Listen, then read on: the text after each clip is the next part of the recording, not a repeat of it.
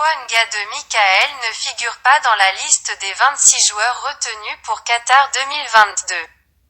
D'après le professeur Vincent Sosten Fouda, Ngade est privé de mondial pour la paix dans le vestiaire. Le Cameroun, le 9 juin 2022 joue contre le Burundi à Bujumbura. Ngade et Zambo en viennent aux mains. Le président de la FECAFOOT exige une réconciliation entre les deux pour l'intérêt supérieur du Cameroun. Les deux joueurs campent sur leur décision. Ils se promettent la mort. Deux ministres de la République sont sollicités pour faire entendre raison aux deux boxeurs. Rien à faire. Le président de la FECAFOOT décide donc de se séparer des deux. Moukoudi, depuis sa foireuse participation à la CAN à Yaoundé, ne rassure personne. Onguené est blessé. C'est ainsi que la décision est prise de ramener Nkoulou Nicolas au sein de la sélection. Zambo Anguissa pendant ce temps, vit sur une autre planète. Aucun autre milieu de terrain fait l'affaire.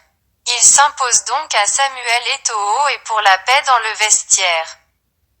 Il a fallu prendre un et laisser l'autre parce qu'ils ne voulaient pas faire la paix entre eux. En 1982, Jean-Paul Bertrand de Man a été privé de Coupe du Monde pour avoir giflé un journaliste mais surtout pour avoir refusé de faire la paix avec ce dernier. Michel Hidalgo, alors sélectionneur, avait dû trancher.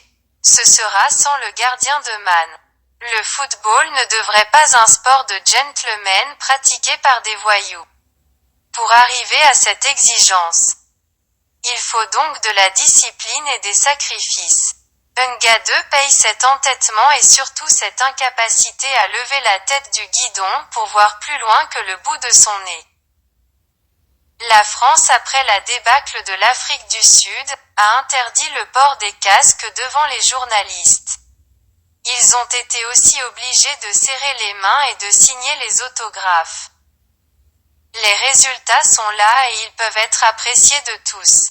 Ce qui est des Bleus l'est aussi pour la Belgique, les Pays-Bas et l'Angleterre.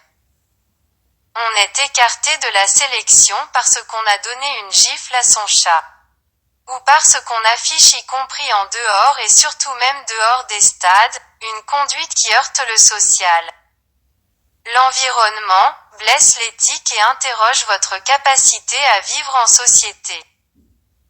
Peut-être le Cameroun devrait s'en inspirer s'il veut que sa sélection nationale rivalise avec ces autres grandes nations du football.